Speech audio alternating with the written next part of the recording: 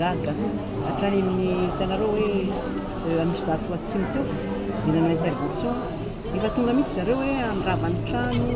mitondra maramila sy karazany dia tena mahita an'ilay mponina tao dia tena natsaka maso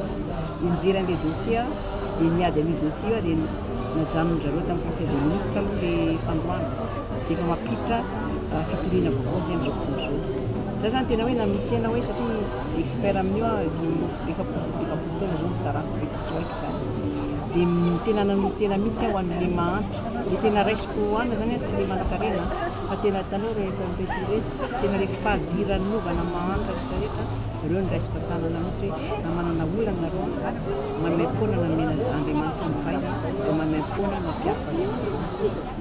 Inona ny tanjona? Ny tanjona zany ny fanadiovana an'io dia za zao vao avy amin'ny maroantsetra nisy problème koa tany dia efa voavaly ny problème na tany na iza ka io no tena misy ilay tany io dia nizony vehivavy moa dia hitanao hoe fanolanana vehivavy ankizy kely raha vao fito taona dia efa vaolany voavy tany maroantsetra mijery azy ohatr'izany koa ny zavatra mitranga izony vehivavy dia izony ankizy indrindrandrindra satria ankizy faible vulnérable dia atao izay tiana anaovana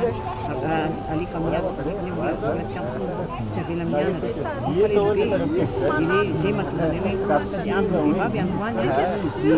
Nations Unies no fixeny hoe 8 mars izy mamitondra trikofaneko zay tena vehivavy aza mataoko rehefa zay dia okey mipaka mila anay dia tsy zay fa bebe matsy atsanganay ohatran'ilay hitanareo teo député eo dia ireo mifanaranay amin'ireo dia hoe tena hoe hiady mafy